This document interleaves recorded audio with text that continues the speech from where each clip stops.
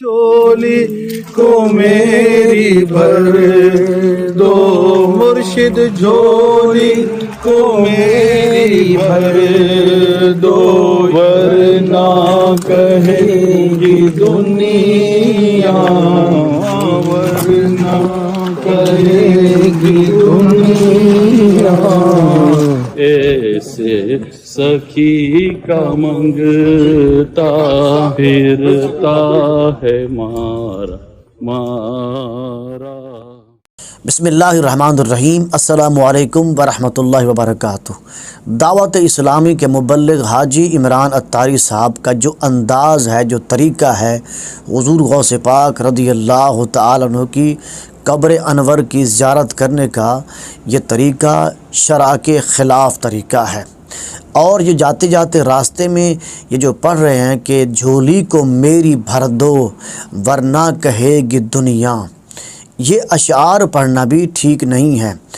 قبر کی زیارت کرنا، چاہے عام قبر ہو مسلمانوں کی یا اللہ کے ولی کی قبر ہو، اس کا بہترین طریقہ جو محدثین نے نقل کیا ہے وہ طریقہ یہ ہے۔ چنانچہ علامہ شامی لکھتے ہیں کہ ملا علی قاری نے شرح الباب میں آداب زیارت قبور بیان کیا ہے۔ وہ لکھتے ہیں کہ قبر کی زیارت کرنے والوں کو چاہیے کہ وہ قبر کے پیر والی جانب سے آئیں تاکہ قبر والے کو زیارت کرنے والے کو دیکھنے میں دشواری نہ ہو، اور آ کر کہے السلام علیکم، پھر کھڑا ہو کر لمبی دعا مانگے، اور اگر بیٹھے تو قبر سے اتنی دور بیٹھے جتنی دور زندگی میں بیٹھا کرتا تھا۔ دعا کس سے مانگنی ہے؟ صرف اللہ سے دعا مانگنی ہے، اپنی بخشش، اپنی مغفرت کی، اور اس صاحب قبر کے درجات کی بلندی کے لیے دعا مانگنی اللہ سے۔ اور اگر عام مسلمانوں کی قبر ہو تو اس مسلمان کی مغفرت بخشش کی دعا مانگنی ہے اللہ سے۔ اور اسی طرح فتاوی عالمگیری میں لکھا ہے کہ 7 مرتبہ سورہ اخلاص پڑھ کر قبر والے کو ثواب پہنچائے، نہ قبر کو چھوئے نہ قبر کو بوسہ دے، کیونکہ یہ نصارہ کی عادت ہے۔ البتہ ماں باپ کی قبر کو بوسہ دینے میں کوئی حرج نہیں ہے۔ اور آگے لکھتے ہیں کہ پھولوں اور خوشبودار چیزوں کا قبر پر رکھنا مستحسن عمل ہے، اور اگر ان کی قیمت کو صدقہ کر کے قبر والے کو ثواب پہنچا دے تو یہ زیادہ افضل ہے۔ یعنی اس کا معنی یہ ہے کہ پھولوں کو خریدنا، خوشبودار چیز کو خرید کر قبر پر رکھنے سے بہتر یہ ہے کہ انہی پیسوں کو کسی غریب کو، کسی مسکین کو، کسی یتیم کو، کسی فقیر کو دے کر صدقہ کر دے، اور ان پیسوں کا ثواب اس قبر والے کو، میت کو پہنچائے، تو یہ سب سے زیادہ بہتر عمل ہے۔ اور آگے اعلیٰ حضرت فاضل بریلوی نے لکھا ہے کہ قبر کی تعظیم کے لیے جھکنا اور طواف کرنا حرام ہے،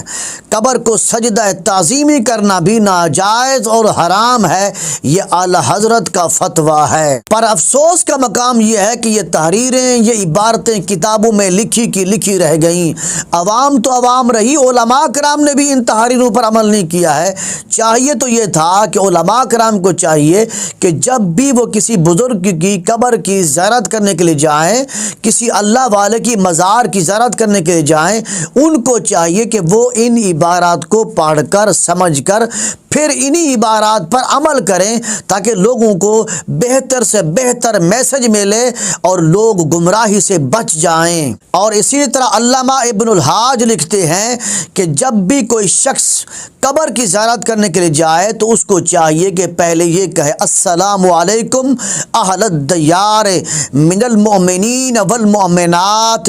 والمسلمین والمسلمات رحمہ اللہ المستقدمین منا والمستاخرین وانا انشاء اللہ بکم لاحقون اسأل اللہ لنا ولکم العافیہ۔ علامہ ابن الحاج لکھتے ہیں کہ پھر اس کے بعد یہ دعا پڑھے اللہم اغفر لنا ولہم، اور اس سے کم یا زیادہ کہنے کی بھی گنجائش ہے، اور مقصد یہ ہے کہ ان کے لیے دعا میں خوب کوشش کی جائے، کیونکہ وہ لوگوں میں دعا کے سب سے زیادہ محتاج محتاج ہیں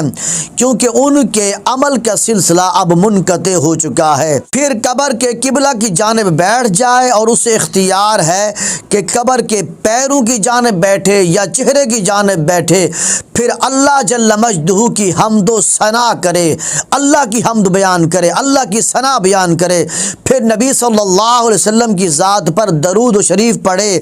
پھر جس قدر ہو سکے قبر کے لیے دعا کرے۔ یہ ہے صحیح طریقہ قبر کی زیارت کرنے کا، چاہے عام مسلمانوں کی قبریں ہوں یا اللہ کے ولی کی قبر ہو، اللہ کے ولی کی مزار ہو، وہاں بھی آپ زیارت کرنے کے لیے جائیں تو اسی طریقے سے جائیں جو محدثین نے کتابوں میں تحریر کیا ہے، اس کے علاوہ کوئی طریقہ صحیح نہیں ہے۔ اور وہاں بھی جا کر دعا مانگنا اللہ سے چاہیے، مدد بھی اللہ سے مانگنی چاہیے، دعا بھی اللہ سے مانگنی چاہیے۔ قبر والا اللہ کا ولی ہے، اللہ کا مقرب آدمی ہے، اس سے بھی دعا مانگنا، اس سے بھی کوئی سوال کرنا، اپنی حاجت پیش کرنا یہ جائز نہیں ہے۔ حاجت روا، مشکل کشا، سوال کی ذات صرف اللہ ہے، اس کے علاوہ اور کوئی نہیں۔